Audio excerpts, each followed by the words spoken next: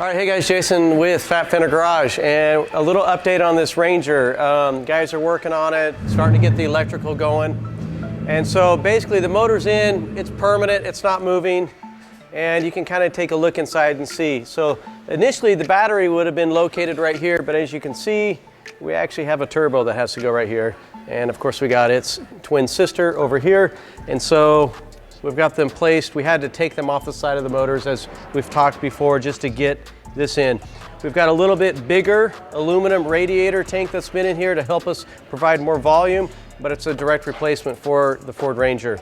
With the battery being relocated, we've actually had to install some lugs up here that we can actually run back to the battery, power it up, but then also power up some of the things that required power up here for the battery. So this is our original pigtail that would have gone to the ECU. We've had to cut all those, we label them all, and then we'll dissect what we need out of this pile of wires and what we don't. And so we're kind of getting some of those things cleaned up here so that we can kind of start getting ready to power up this vehicle.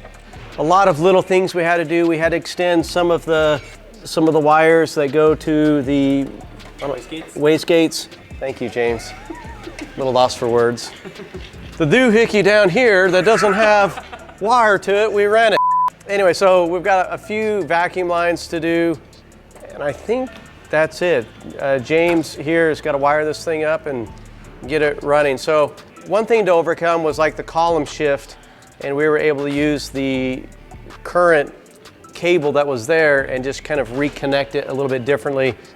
Works like butter. A lot of little things. We've got the AC we've tapped in. We've had to make our own fittings, but we've tied in the AC system and tried to put it back as clean as we could. Everything's been routed, and at the same time, it's super tight.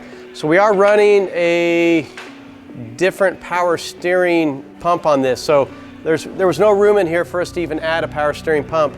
And so what we've done is to tie into the rack is we've got an electric power steering pump. We've actually got that mounted tucked underneath the bed. We've run all the lines back there because, as we've mentioned before, there's no room up here, and there's really no room anywhere else. We only found just a tiny little bit of real estate that we fabbed up a bracket, and we've basically had to come up with a few things to get it installed, and turned out pretty good. So we got to put the lights back in, the grill back in, but mostly we're trying to get some of this stuff with the original fuse box cleaned up and working and a little bit better. So James, how much longer until you think we're going to be ready to fire this up? Literally a couple days. Oh, okay. A couple days. No. I mean, he's lying.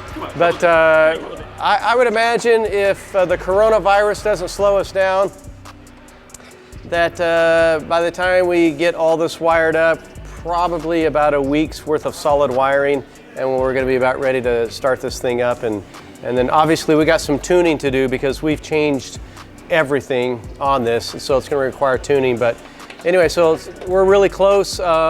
These are our heater lines right here going to the heater core. Hopefully, if they don't shut the entire world down, we can hopefully work for another couple weeks and have this thing running. Stay tuned.